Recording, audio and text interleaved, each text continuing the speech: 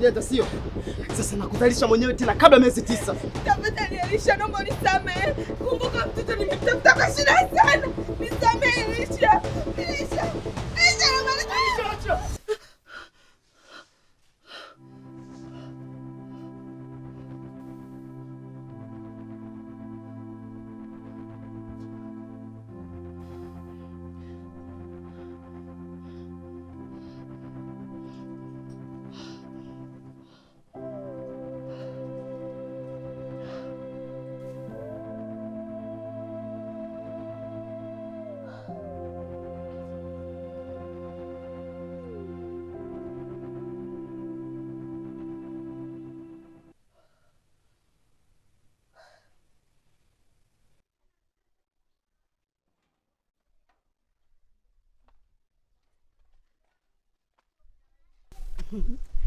Mume wangu. Haya uniambie. Siku hizi ubuyu unakula peke yako.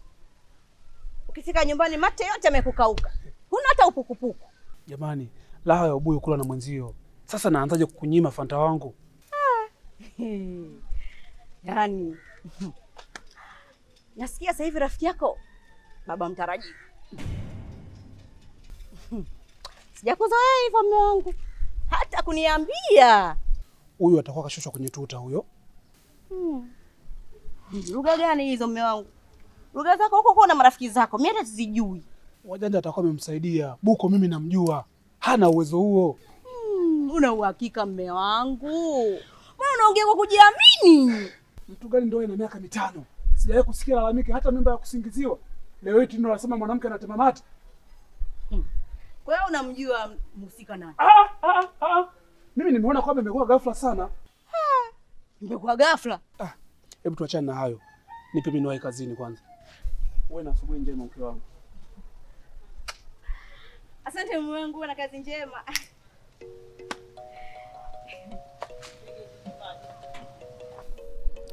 Kwa hiyo nao naamini ninaweza kukudhuru. Hilo swali nilijiuliza pia. Na mimi nikuulize swali. Unadhani kwa nini nimeota hivi? Itakuwa unatafakari sana. Nafikiria sana kuhusu mtoto.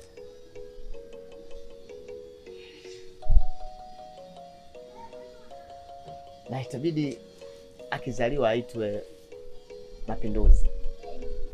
Mapinduzi?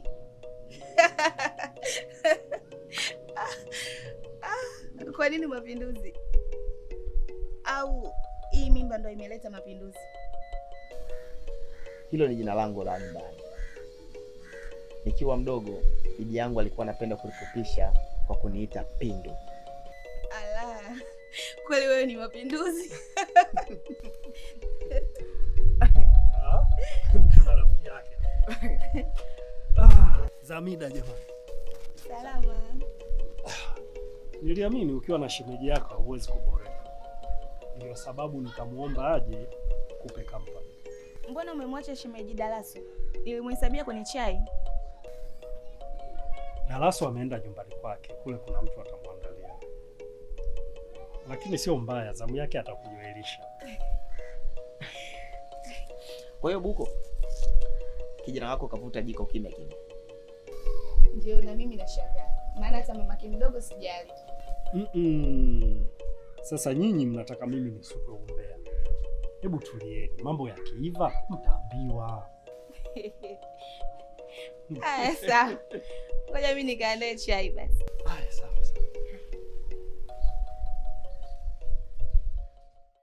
Shoga yangu, kuna sana nataka nikwambie. Kama utalipokea haya, kama hujalipokea basi. Hapa nilipo unavyoniona, nina ujauzito wa kakako Buko. Mjamzito?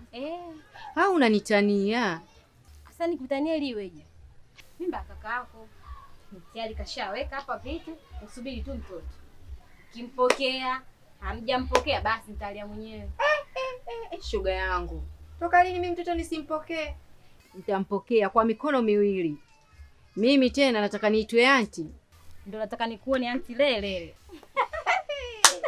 Halo. Kama nakuona wewe tena.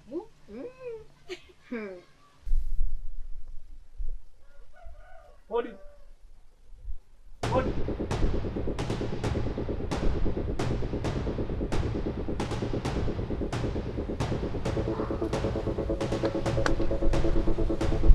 We Benji, umefuata nini hapa?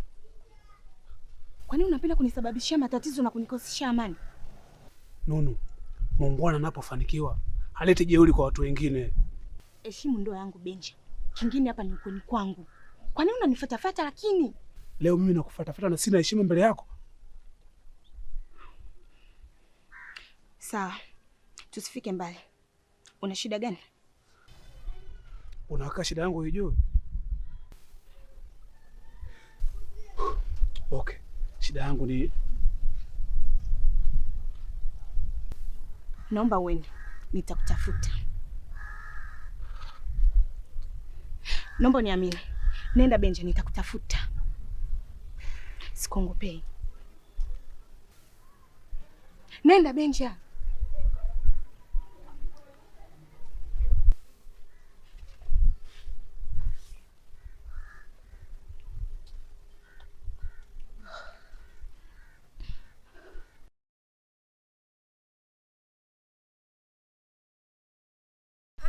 Wiki langu hilo. Mama Kijacho mwenyewe. Nakuona kwenye ubo lako.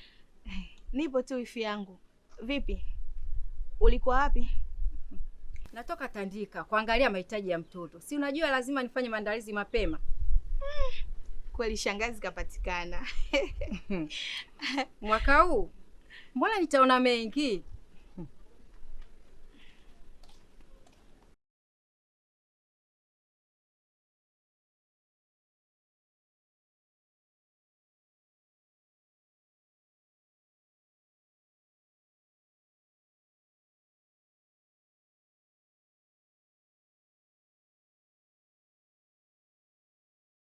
Mjomba, mama anakuja sasa hivi. Sawa mjomba. Ila naomba maji ya kunywa. Sawa.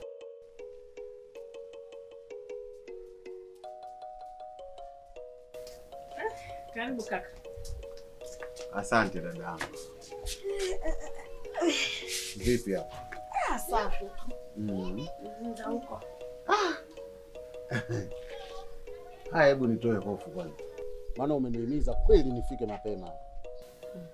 Hapa hakuna tatizo kaka, bali ni habari njema tu. Sasa ndio niambie na wewe. Kipi kimejili hapa? Tujiandae na msimu wa mavuno. Tena mwaka huu. Hey, mavuno ni mazuri kweli. Asa mvua ilivyonyesha hivi dada, tutakosa mazao kweli? Yaani kama ningejua jambo lenyewe unalonitia ni hilo, wala nisingekuja hapa kwako. Kalagabaho wewe. Ukiongea na mtu msikilize mara mbili kwenye kauli moja ili umuelewe vizuri.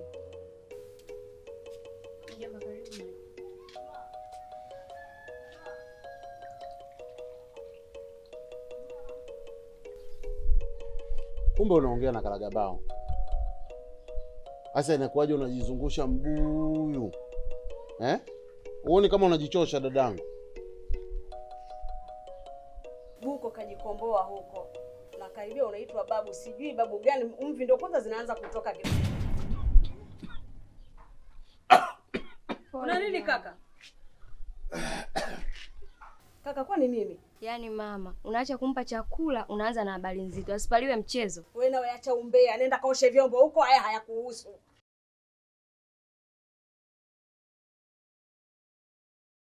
Sawa, shamba ni letu.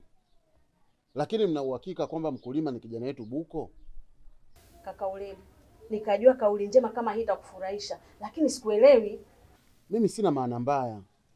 Maana yangu tuchukue tahadhari kabla ya hatari. Yule binti namuamini mno.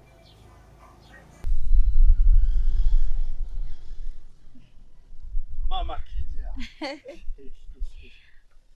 Habari yako mke wangu? Vipi mke wangu, unaendeleaje? Safi. Anaendeleaje huyo? Anaendelea vizuri. Kapatikana kwa tabu huyo. Ndio maana naye analeta vitu vya ajabu ajabu anavyovitaka. Naona umeanza taratibu. Mume wangu niletee udongo. Kesho utasema mume wangu nataka nyumba ya supermarket. Sijui nitaitoa wapi mie. Jamani.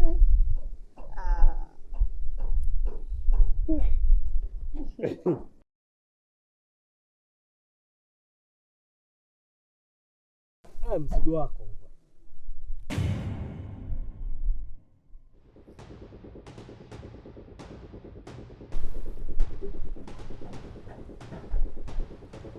Sasa hapa huwa mnakula nini?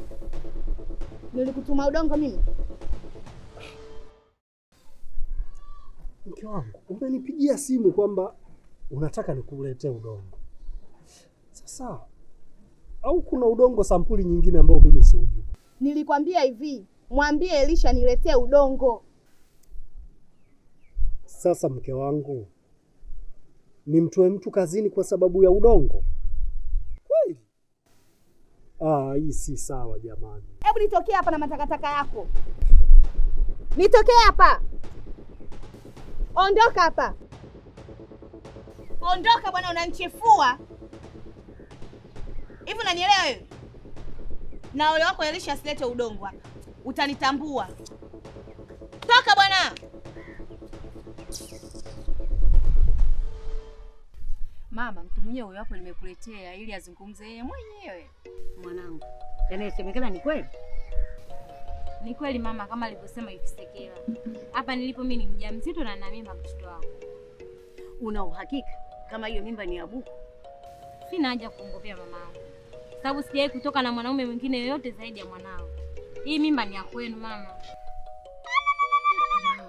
Mbona hivyo bwana wewe? Haya ni mambo ya furaha, lazima tufurahi. Ufurahi ni mpaka wasikie majirani na wewe. Kwani wakisikia kuna tatizo gani? Wakati watu tuko kwenye furaha.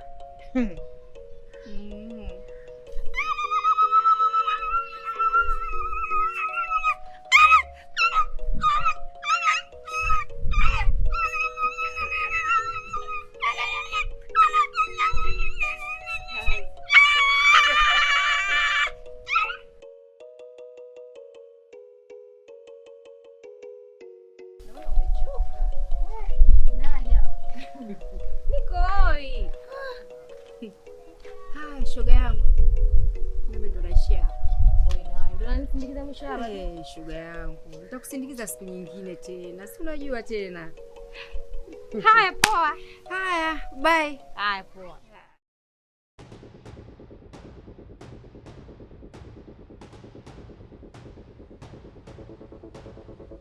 Umefuata nini nyumbani kwetu?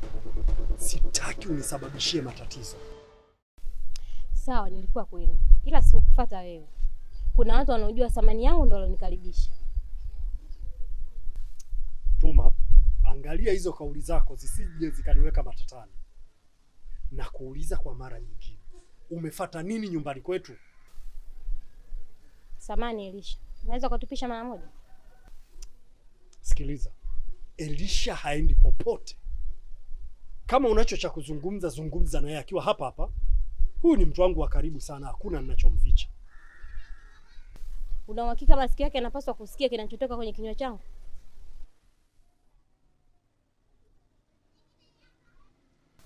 Sawa. Hivi sasa Tuma. Samahani. Hebu subiri kwanza. Sio kama Buku hataki kusikia unachotaka kuzungumza. Isipokuwa mazingira haya sio sahihi sana. Ni vizuri mkatafuta sehemu mkazungumza. Ndio asija kawaona ikawa ni shida nyingine. Na ndio maana Buko hataki niende pembeni. Na kusikiliza. Sijui mwanasheria, wakili, mshauri ama msemaji wa Buko. Wewe ulikuwa unatakaje? Kaka, ninyi watu wazima, acheni malombano. Ni vizuri mkakaa chini mkazungumza, pengine kukawa kuna jambo la heri. Swadaksa. Kweli wewe ni mtu wake wa karibu. Haya baba, nakusikiliza.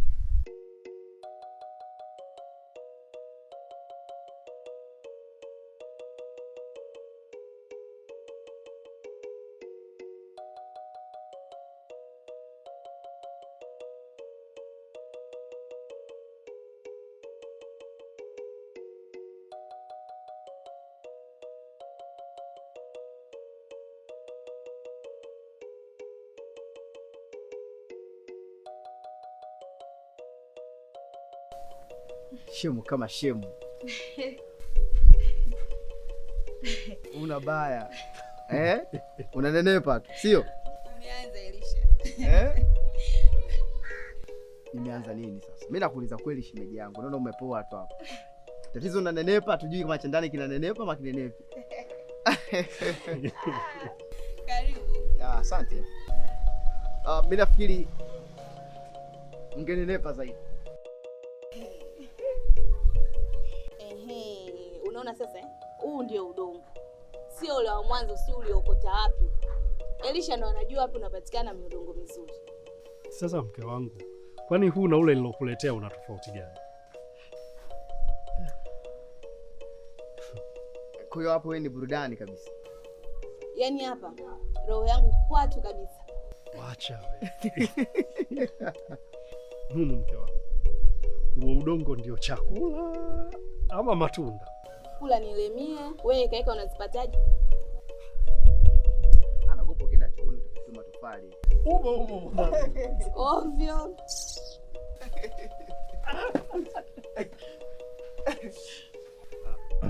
Sasa mama Kija, acha sisi tuende tukakimbizane na maisha. Si unajua tena, huyo atakapokuja bwana akitaka kitumbua akipate.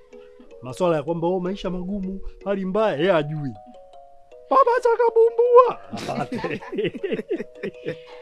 Haya sawa. Poa baadaye. Haya baadaye. Vipi niende nibaki? Wewe tena. Basi bwana mimi naenda.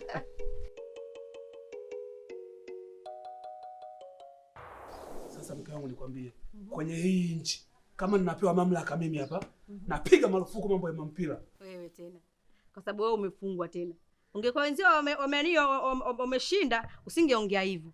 Kwa sababu haiwezekani bwana, watakuwa watu wakishinda huko makelele chungu nzima. Mara huyu wanakusaidia nini hao? Sasa ungekuwa wewe usingeweza. Mimi sio kupiga makelele kupumbavu kama wewe bwana wewe. Yaani mume wangu wewe. Karibu.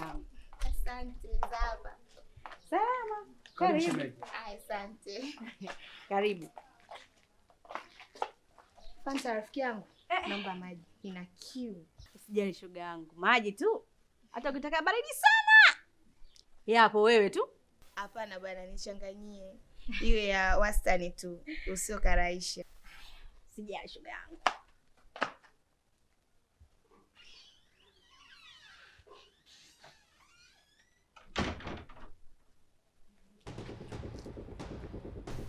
Benji, naomba nisamehe kwa aliyopita. Sasa nipo tayari kuwa na wewe. Sasa, unipe namba yako nitakucheki baadaye.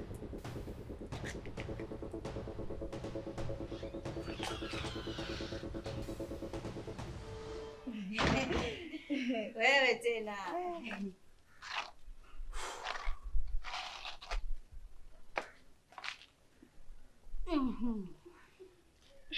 Na ulikuwa na kiu?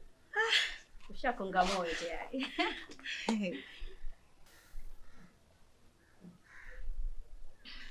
Asante shoga yangu. Sasa Fanta, hiyo glasi ungepeleka kwanza ndani ili ukija umekaa moja kwa moja. Hata ulishaka Joshua ndani, nimechoka mimi. Ungepeleka tu shoga yangu ili uje unitoe mara moja. Na wewe Benja mume wangu, unashinda hata kutupisha. Yaani ujiongeze, si wanawake tuna mambo yetu, tunashinda kuongea umbea. Na mimi siwapishe mpaka urudishe hiyo glasi ili mkatutete vizuri wanaume zenu huko mbele ya safari.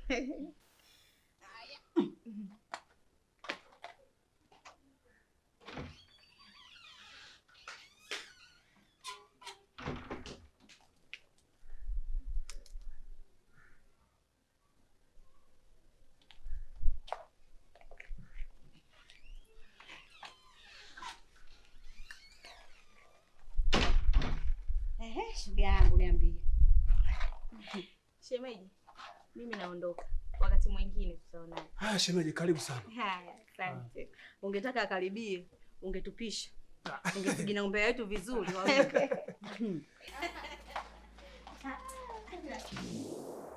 Sasa huu ujauzito utakuwa wa nani? Utakuwa wa Elisha ama Benja? Mungu wangu, mbona mwaka huu wangu?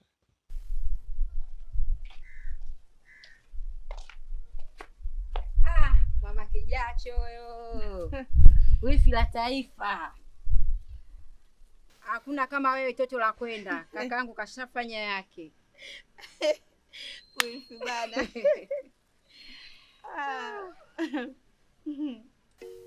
Dada, kiukweli kabisa mimi sina imani kabisa na huu ujauzito wa huyu mkamwanetu. Kaulini. Ni maneno gani unaongea? Maneno yenye mantiki kabisa. Maisha ya kitanda ya kizai haramu yalikuwa kipindi hiko cha wazee wetu na sio siku hizi. Kaka, niambie, una siri gani ambayo unaijua kwa yule binti? Sina siri yoyote ninayojua. Ila nini? Mimi nina hofu. Hofu yangu isije kawa huyu binti anafanya ujanja kwa sababu familia inamsaka. Wapi? Huyu binti mimi ninamjua. Wala hana mambo ya ujanja kabisa. Kute liloliamini mgema ndio lililomwangusha. Acha tuone. Dunia yetu shangazi. Mjomba na mama, karibuni chakula. Hiyo pilipili ya mjomba wako iko wapi? Umesahau mama. Wewe unajua kabisa mjomba wako hawezi kula bila pilipili. Wewe unakuja tu hapa. Haya, amsha kwato zako kamletee pilipili.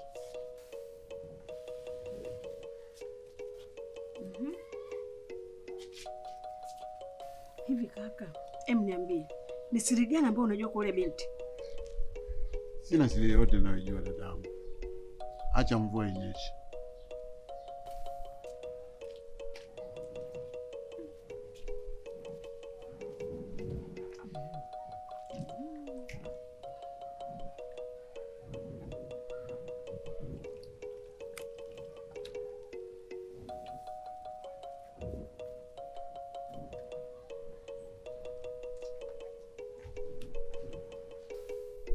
Mjomba, mbona umeganda? Pilipili nakuasha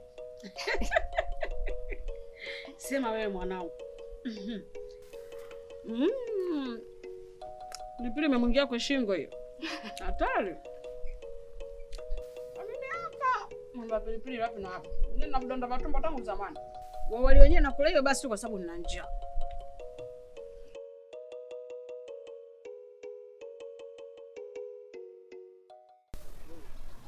Tuma, nimekusikiliza kwa makini sana, lakini shaka yangu ilipo ni kwamba isije kuwa nimebeba maji kwenye tenga nimelipeleka sokoni ili wakabebe bidhaa watu wengine. Buko, mimi ndiye mwenye kisima, najua kata gani ilofika kwenye kina na kutibua chemchemu ya maji. Sawa, nimekuelewa, lakini sijakubali na wala sijakataa. Ninahitaji muda wa kutosha ili nilifikirie kwa kina. Hivi Buko, kwa nini hujiamini mtoto wa kiume? Nikusingizie ujauzito mume wa mtu? Tena kabisa najua na mkeo ni mjamzito. Nataka nini sasa?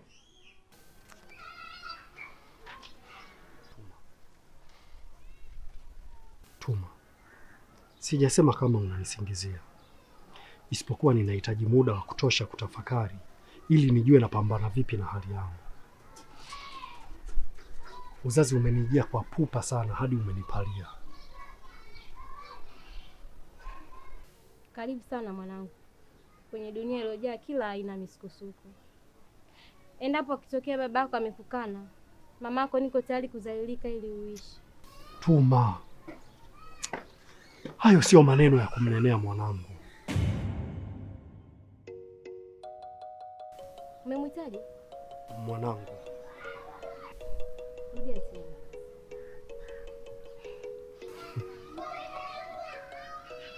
Mwanangu.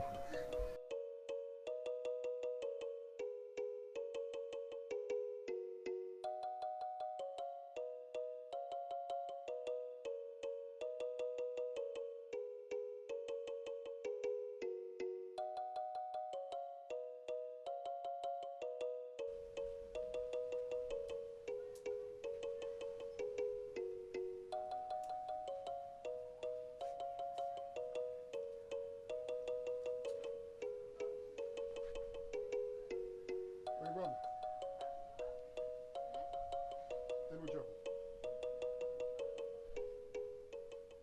Huyu dada yako hivyo? Mimi sijamuona baba. Alafu wewe, yaani unaongea na mimi nakuuliza unanijibu bado unaendelea kucheza michezo yako. Hivi wewe tabia umeanza lini? Na kila siku mimi huwa nakukataza. Wewe hebu niambie kwanza, hii tabia gani wewe uliokuwa nayo? Aya, narudia tena. Dada yako ameenda wapi? Baba mimi sijamuona. Alafu wewe una kawaida ya kumfichia siri dada yako. Sasa wewe endelee hivyo, iga hizo tabia zake. Kama naye masomo hujayakosa. Nyi watoto wengine shida sana. Yaani mama yenu kusafiri tu tayari mtu mnajamulia mnavyotaka. Asubuhi mtu katoka tu anakwenda, hajui anakwenda wapi. Hivi mna matatizo gani nyinyi? Yaani kila siku nasema neno moja tu. Baba. Dada huyu. Shikamoo baba. Mara. Watoka wapi? Nilienda huko kinasubiri, nimeenda kumuona anaumwa. Ndio kwanza leo naenda. Yaani umehangaika we, umerukaruka we, umedanga we, mpaka yamekukuta yalotaka kukukuta. Lakini bado hujatosheka. Asubuhi kumepita kwenye vibanda vya watu. Kweli? Yaani baba ndio nisitembee jamani. Sasa nisikilize. Naomba twende ndani na mazungumzo na wewe.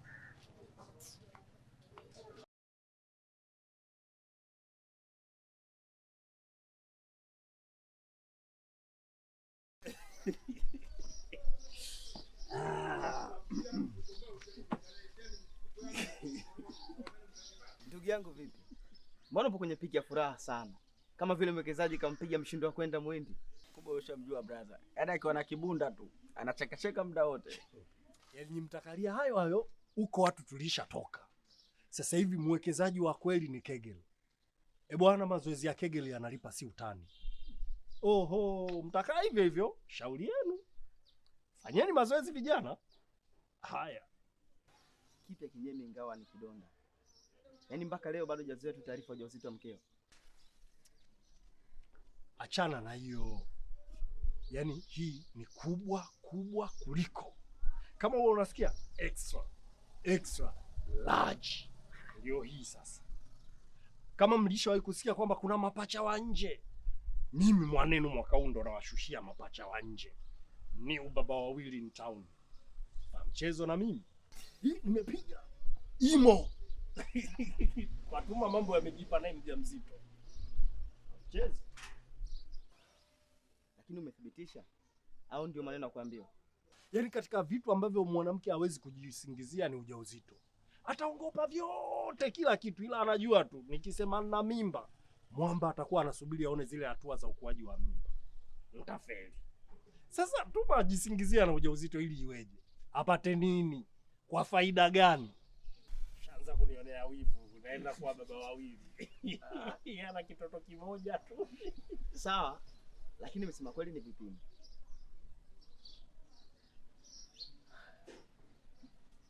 Hongera sana kaka. Hongera sana. Hata kama sio kweli, bado ni habari njema. Maana siku za nyuma tulikuwa tuambia hata za kusingiziwa ujue. Kipindi kile nilikuwa sijaanza mazoezi ya Kegel. Huyu ananionea wivu, si ana katoto kamoja afu mimi nakuja nampita. Mimi baba wawili ni town. Ndio mimi hapa.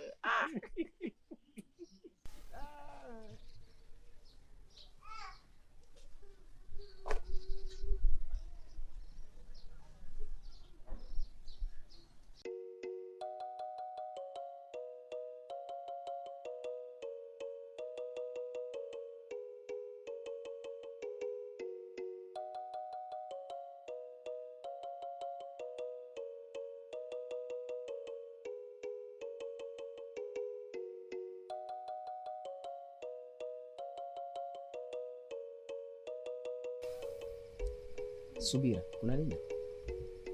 Mbona kama kuna dhohari inataka kuikumba pepo yangu ya dunia? Umepambania ndoa ya rafiki yako, matunda yamepatikana. Hayo una mpango gani? Kazi yangu imeshakwisha, siwezi kuingilia. Hii ni jue wenye mti namna gani watalinda matunda yao. Elisha, mume wangu, mtoto ameshakuwa huyo, tunasubiria nini kupata mwingine? Isitoshe yuko kwa bibi yake, na mimi nahitaji kusumbuliwa humu ndani, sio niishi kama mgumba.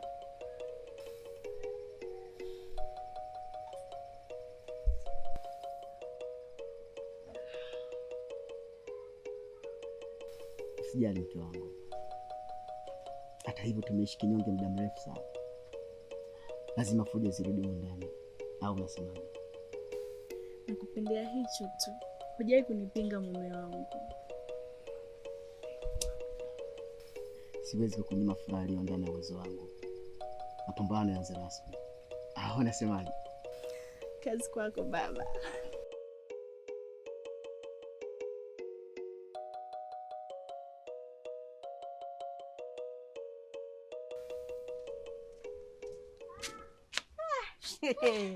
Udugu wangu. Karibu. Asante na kuna naye kiguna njia haya wapi? Nenda kali hapo udugu wangu. Yaani bora nilipokuona. Wewe tena. Nilikuwa na jambo limenikaa hapa. Na ninginiana. Nijaze mtoto wa mwenzako. Yaani waja wana jema ndugu yangu.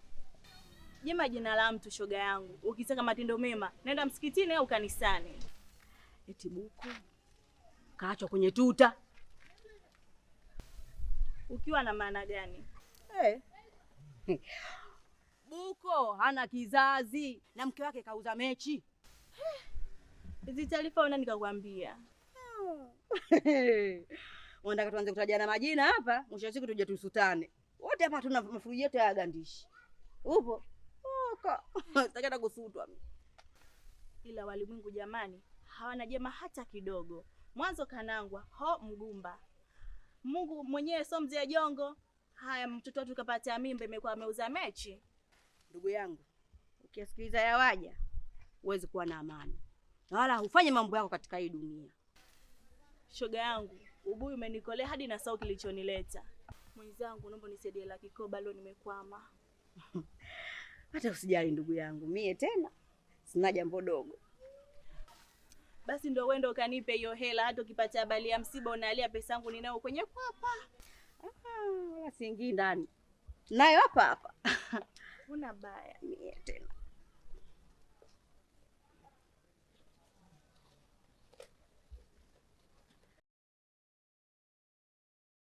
Rejeshwa mawili tu. Asante rafiki yangu. Nashukuru sana. Hata usijali shoga yangu. Sharti langu hapa sina baya. Shoga yangu ndio hilo tu. Haya basi usijali. Haya usijali shoga yake. Yeah.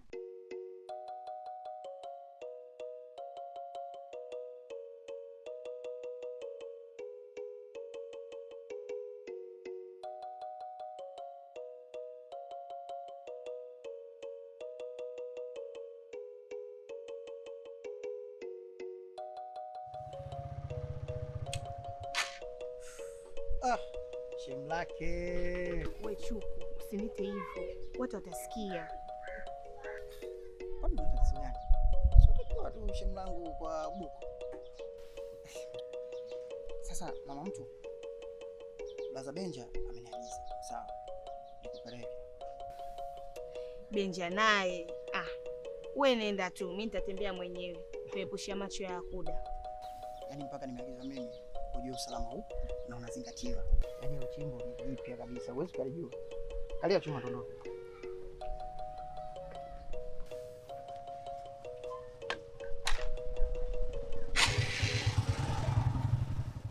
Shemeji pamoja na wifi nimewaiteni hapa kwa haraka kwa sababu wewe mkubwa mwenzetu amekuja hapa na ana malalamiko kuhusu kijana wetu. Wifi. Na sisi ndio maana tumekuja kwa haraka sana. Kwa hiyo kwa sababu tumeshakutana hapa, haina shida. Tuendelee tu na kikao. Sawa. Yaani iko hivi. Sisi hapa ni watu wazima. Haina haja ya kuzunguka sana. Kati jambo liko wazi. Tatizo kijana wenu amempa ujauzito binti yetu. Sawa? Kwa hiyo sisi tuko hapa tunawasikiliza nyinyi wazazi wa huyu kijana ambaye alokuja kufanya ulijali kwa mwanetu. Mnatuambiaje sasa? Hilo tu.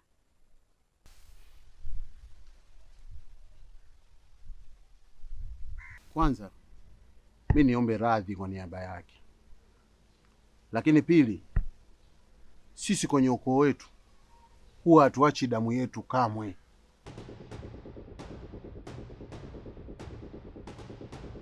Mimi kama baba yake mdogo nimelipokea hilo na niko tayari kuwajibika nao.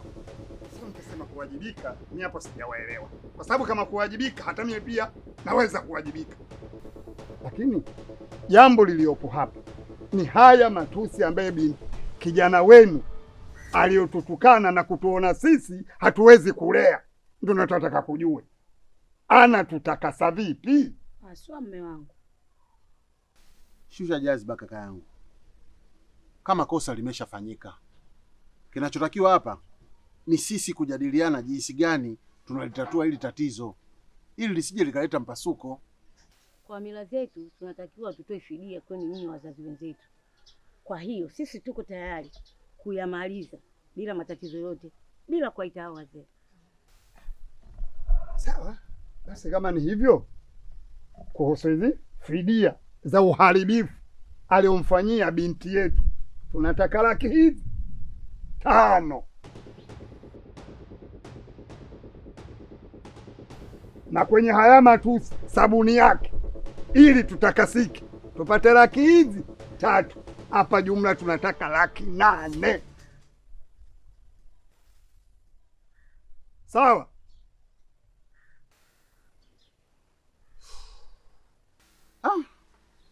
Kaka, hali ya kiuchumi sasa hivi ni ngumu, naomba utulegezee kidogo. Hivyo ingekuwa wewe binti yako kafanyiwa hivyo, hebu vaeni viatu vyetu sisi. Hiyo pesa yenyewe ulotajiwa ndogo, hata binti yangu matatizo alopata ikizi kwa pesa hiyo, bado mnalialia mpunguziwe pesa.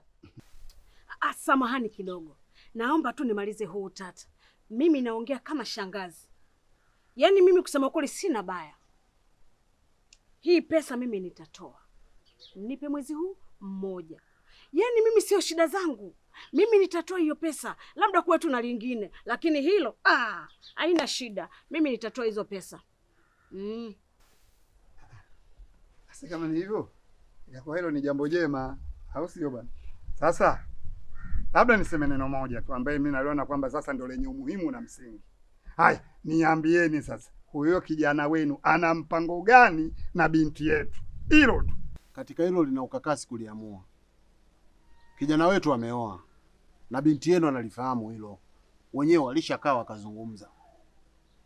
Kwa hiyo sisi kama wazazi hatupashi kuingilia faragha yao. Kinachotakiwa sisi tayari tumeshalipokea na tumekubaliana nalo, basi tuendelee na mambo mengine. Halafu pia naomba niongezee tu hapo, kwa kuwa hili swali limeshatokea na maji yakimwagika basi hayazoleki. Sasa huko tunakoelekea sisi kama wazazi tutaliweka sawa, yaani hata msijali, kila kitu kitakuwa sawa. Naomba tu niwaondoe hofu, kuweni na amani kabisa.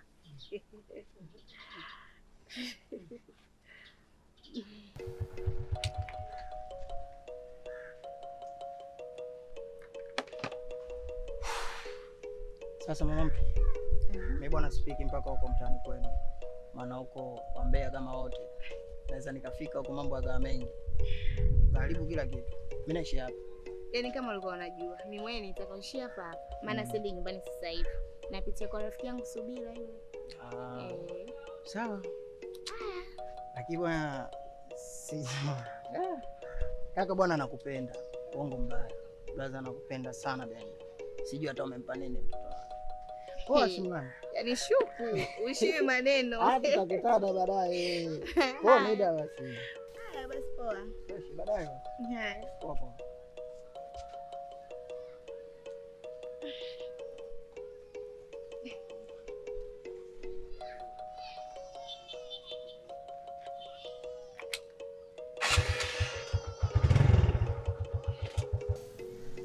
Vipi shoga yangu?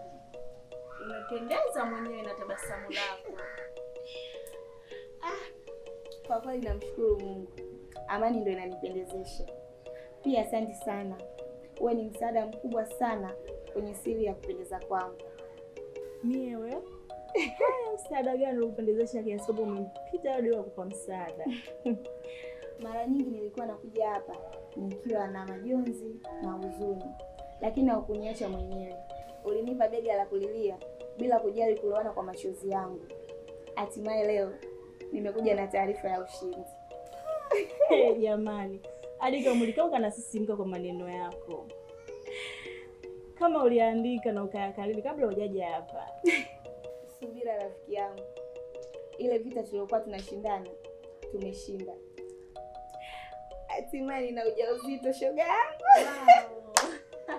Hongera sana. Hongera Maya. Mungu akubariki wewe na kija wetu. Asante sana. Na wewe Mungu akubariki. Asante kwa ushirikiano wako.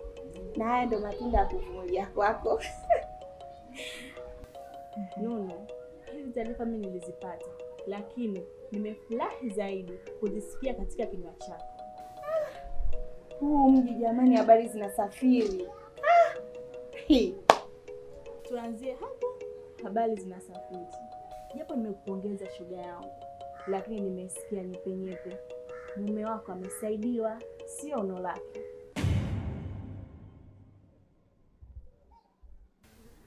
Vipi? Mbona kimya? Hukutegemea Athelini kwa hadharani, na ndio maana uso wako umetaharuki na kufedheheka moyoni. Ila binadamu, mbona na mambo ya uzushi hivi? Nimewakosea nini mimi jamani? Nia yao ndio yangu ivunjike ili wao wapate furaha. Achana nao Mwaya, binadamu ndivyo walivyo, wanateseka kupitia furaha za watu wengine.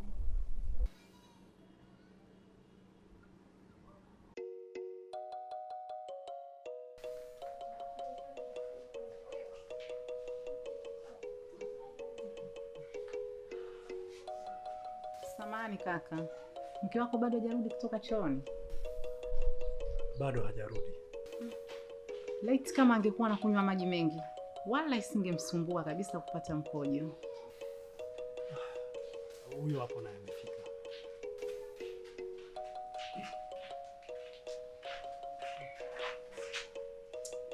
Pole sana shoga yangu, mkojo wa kulazimishwa unatesa kama nini. Haya, asante. Pole sana. Asante. Kuwa na amani.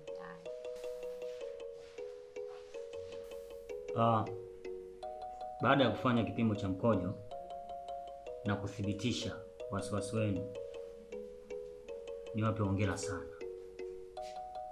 Niwape hongera na kuwapa habari nzuri. Tuma, unaonekana ni mjamzito.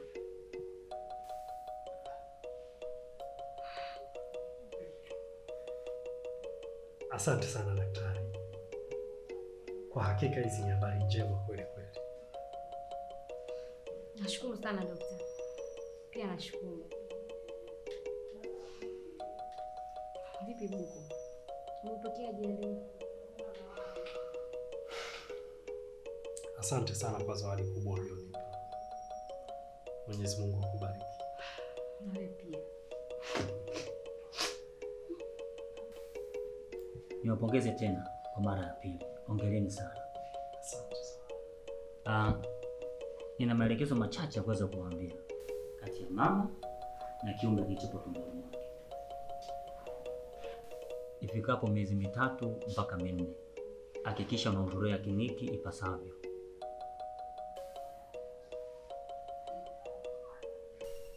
Alafu zile zako zinaamba. Nimeziosha juzi tu, hazina tamba. Hakuna nibishemi wakati mimi naziona hizi. Basi ushaanza hivyo. Alafu baby, nataka nikwambie kitu. Ila usimwambie mtu, nataka ibakiwe siri yako. Sasa usijali, alikuwa ananiamini kipenzi. Sio kwamba sikuamini. Ila ni jambo zito. Alafu linamhusu mtu wako wa karibu. Mbona unanitisha? Kama umeshaanza kuogopa sikuambii. Sio kama anaogopa hivyo unavyofikiria. Najaribu kujiuliza, huyu mtu wangu wa karibu amefanya nini? Tuliza kifua, nikupangilie misono. Maneno ya kuingie haswa. Unafahamu kuwa Tuma na mimba ya Buku? Sasa ile mimba sio ya Buku, ni ya Elisha. Unasemaje hivi? Usibwate. Sijakwambia na hujasikia chochote kutoka kwangu. Sitaki kusutwa mimi. Sawa, nimekuelewa. Ila nahitaji ufafanuzi. Maana ninafahamu kabisa kifua changu mimi sio tenga. Ni debe lenye mfuniko, hutayasikia kokote. Kweli? Ukijua umeshabwatuka huko na kuruka futi 100, mchana kweupe jua likiwaka. Sio kwamba sitasema. Kama unaamini basi usiniambie. Basi nawe baby. Juzi alikuja kwetu. Tuma ni mgonjwa. Akasema tumpeleke hospitali. Mtoto mzuri. Unasoma darasa la ngapi? Form 2. Kazana sana kusoma. Na una ndoto ya kuwa nani katika maisha yako? Engineer wa ndege ama pilot. Oh, hongera sana kwa kuwa na ndoto kubwa katika maisha yako. Asante. Usijali, dada atakuwa salama. Sawa? Kuwa na amani eh? Haya.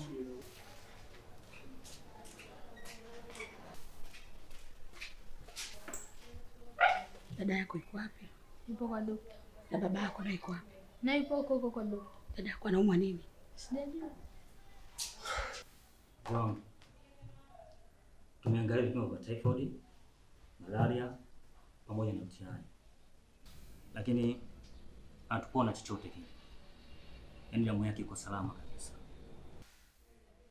Sasa kama hamjaona kitu, basi tuangalie kwenye damu kubwa, huenda huko ndo kwenye shida. Bado sijamaliza mzee wangu. Tumechukua mkojo ili kujua kama atakuwa na UTI au kuambukizwa katika via vyake vya uzazi. Lakini yuko vizuri sana. Dokta, hebu tuondolee hizo porojo zako na propaganda za utangulizi. Sisi tunataka utuambie tatizo ni nini. Sawa. Katika kuchukua damu, kipimo cha mkojo, tumegundua kuwa binti yako ni mjamzito.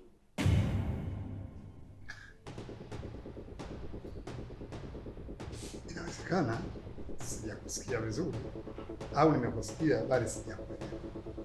Hichi ulichosema, umesema? Nasema ni kwamba binti yako Tuma ni mjamzito.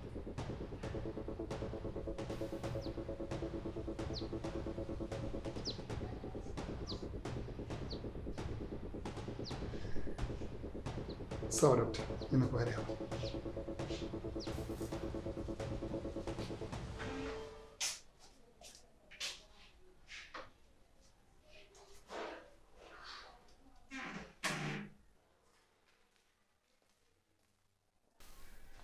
Vipi mama?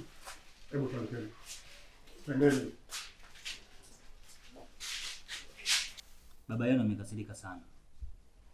Hivyo jitahidini sana msiendelee kumkwaza. Lakini pia binti, jitahidi sana usije ukafanya maamuzi ambayo yatakuja kupelekea hiko kiumbe chako kupata matatizo. Sawa?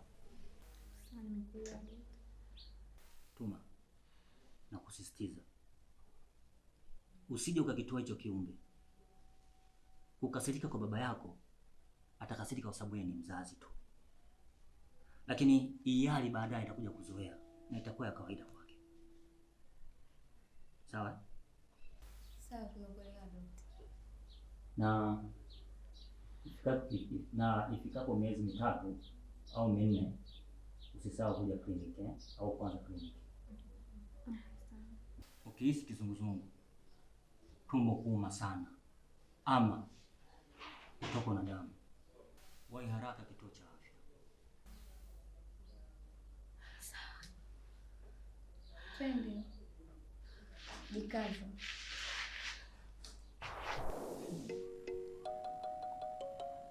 Sasa wewe umejuaje kama mimba sio ya Buko ni ya Elisha?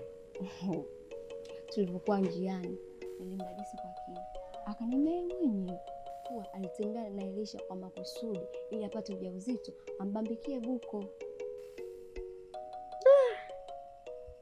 Si wanawake? Wanawake wawaji kabisa.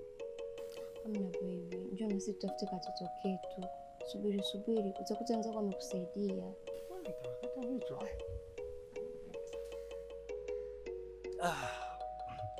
Asante sana mke wangu. Aku mshukuru shangazi yako, vinginevyo kile chakula nisingekupakulia. Ungeishia hayo maji. Wewe unanifanya mimi mke wa mchongo. Wewe ndio mwenyewe mama la mama, Wewe achana na yule bwana. Wewe ndo kila kitu. Si unaona jinsi hata ulivyo tunavyopendezana. White, black, black, white. Mashallah, shangazi kazaa bwana. Eti tumependezana. Waje kupendezana na Nunu, uje kupendezana na mimi. Kama si utapeli ni nini? Hii? Wewe ndo original sasa kama ujui. Sasa mimi lile la nini? Kielele tu cha kuwahi kuoa. Hebu nipishe huko mimi. Na huo wivu uliokuwa nao unaonekana dhahiri kabisa umekufa umeoza kwa kijana wako. Baba, nakupa kabisa wote, chukua huyo. Sitaki. Shangazi kanikunjulia. Mke ni naye. Na wewe ni bi mdogo kweli maana wewe. Wewe bwana wewe. Hebu twende huko nikusindikize. Nikueleze kidogo zile shida zako. Shangazi nichungie. Umenipa mwenyewe. Usijali baba. Mke wangu baba. Akia Mungu. Mama nawe bwana. Nilichokuitia mwanangu, kuna kitu hakipo sawa na kinanitafuna vibaya mno.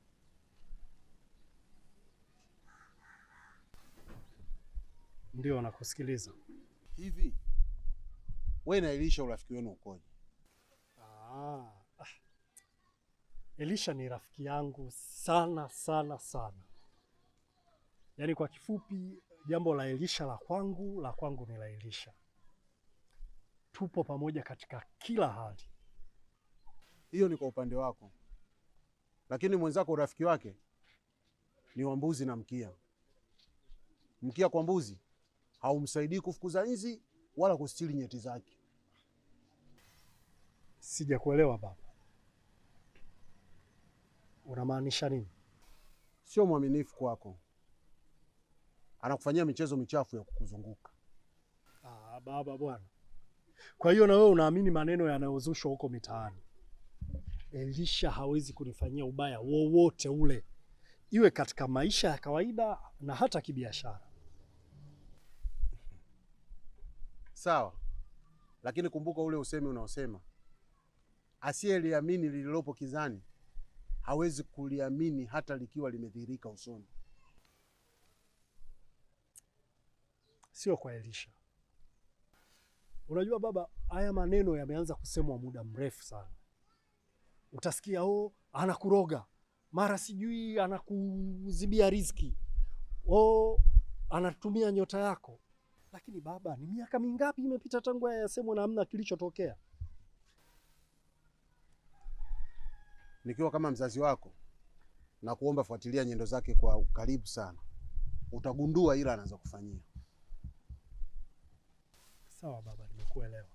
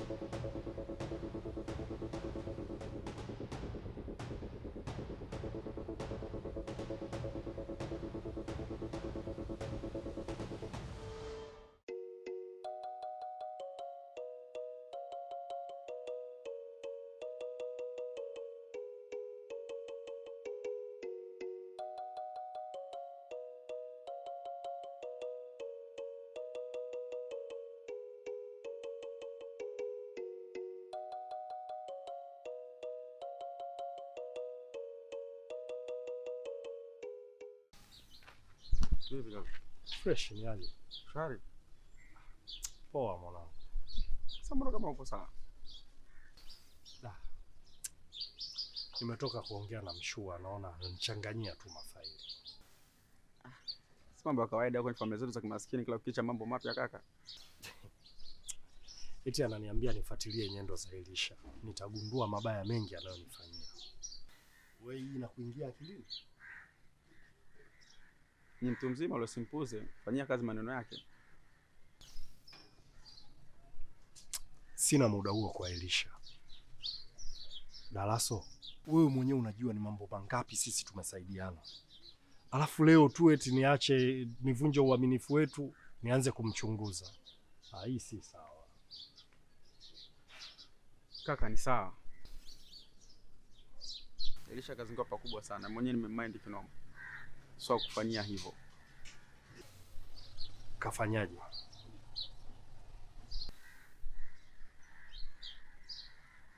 Hamna, ila zingatia maneno ya Mshua. Kafanyie kazi. Dalaso, Elisha kafanya nini?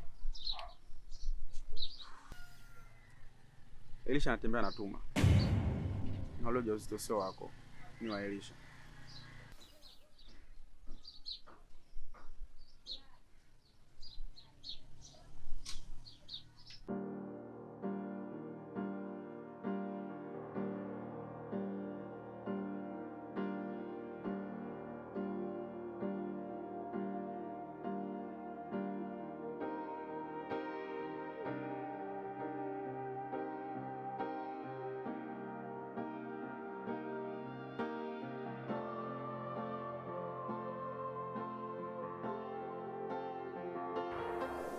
Dr. Shija, samahani kwa kukuvurugia ratiba zako za kimajukumu.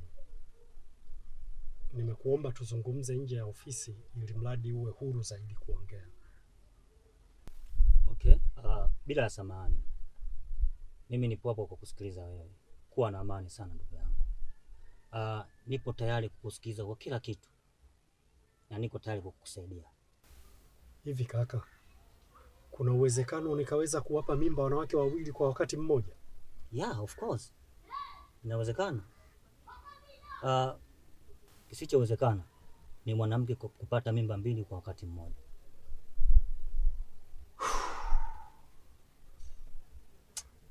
Kwa hiyo dokta, unanihakikishia kwamba ile mimba ya mke wangu pamoja na mimba ya Tuma zote ni za kwangu mimi? Hapana. Sija kukuhakikishia hivyo. Ila tu hayo mengine yote tuachane nayo. Unajua siku zote siri zipo kwa mama. Hawa wanawake ndio wanajua siri kubwa. Na Mungu pekee.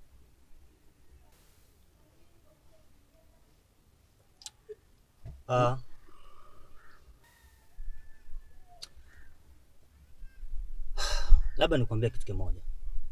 Hivi unakumbuka kipindi cha matatizo yako? Nilikuelekeza vitu vingi sana. Na katika vitu ambavyo nimekuelekeza, kama utakuwa umevifuata vile ambavyo nimekwambia, kuna asilimia zote za wewe kuwa ile ni mimba zako. Nilifuatisha vizuri kabisa maelekezo yako. Sikuacha hata tone. Jambo linalonivuruga na kunikosesha amani, mtaani kumekuwa na minong'ono mingi mno. Cha kwanza, unatakiwa kutulia. Pili, usipende sana kusikiza maneno ya mtaani. Yatakuongezea stress na hata kukuvuruga pia. Na hata maisha yako kuwa magumu. Sawa dokta, nimekuelewa vizuri. Kuna kitu nataka nikuulize. Hivi, yule binti yule, uko naye kwenye mahusiano kwa muda gani? Hatujamaliza hata miezi miwili. Buko, usipende sana kushiriki zinaa na wanawake usiowajua.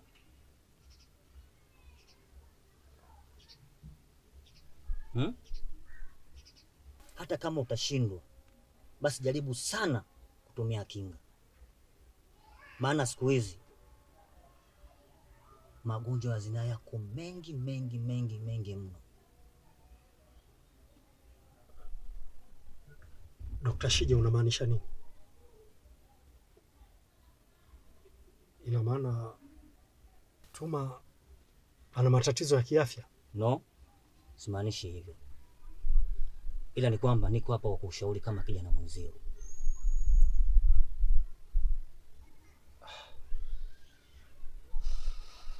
Sawa dokta, nimekuelewa. Sikuwa na nia kabisa ya kutoka nje ya ndoa, isipokuwa kiu ya kupata mtoto ndio iliyonisukuma na kunishawishi. Oh, sawa. Cha kukushauri ni kitu kimoja tu. Embo, jaribu sana kuachana na huyo mwanamke. Sio mwanamke mzuri kimahusiano. Achana naye. Nashukuru sana dokta kwa maneno yako ya faraja. Kiukweli umenipa nguvu sana. Ila tu na kuomba usinichoke kwa wakati mwingine nitakapohitaji ushauri wako. Usijali. Tuko pamoja. Sawa.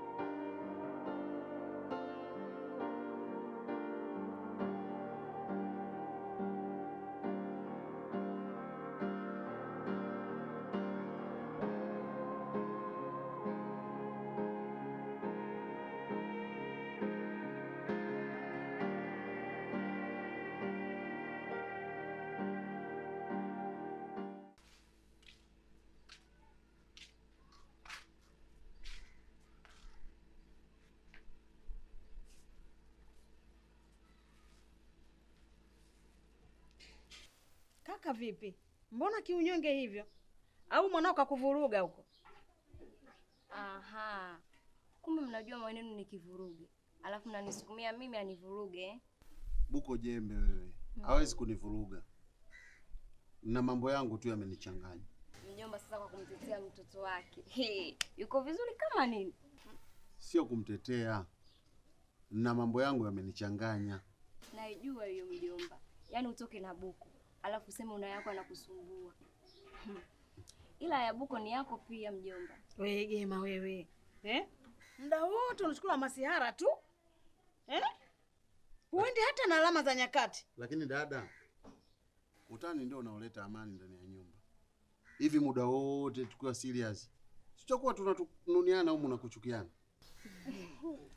Mjomba Uledi, nakukubali sana wewe. Hebu nipe kwanza hiyo. Ovyo. Waone kwanza mtu na mjomba wake. Kama pipa na mfuniko vile. Umo.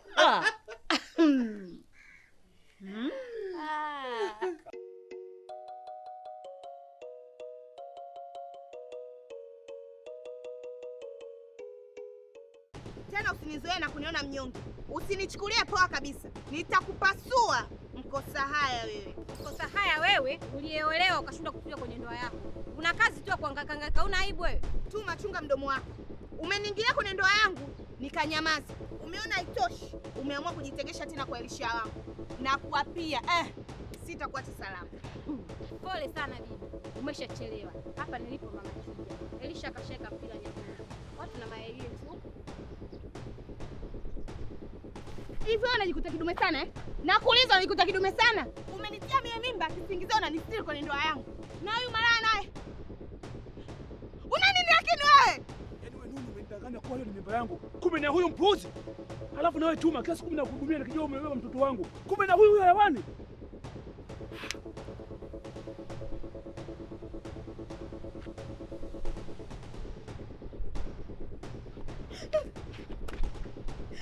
Buko mume wangu.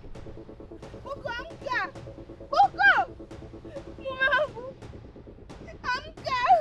Buko mume wangu amka. Buko. Amka mume wangu.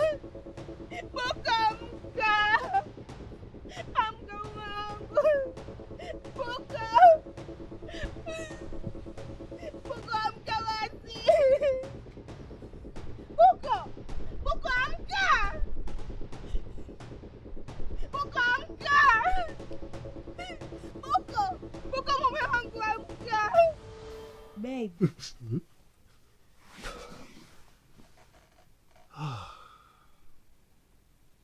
Buko mume wangu na nini?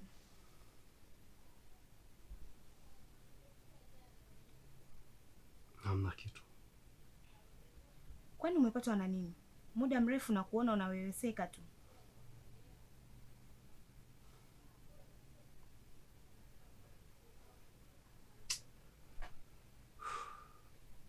Kuna ndoto nimeota.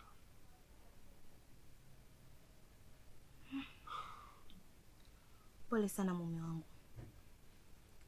Inuka basi tujiandae tuwahi kliniki. Naenda kuwekea maji ya kuoga. Utoke sasa hivi. Sawa.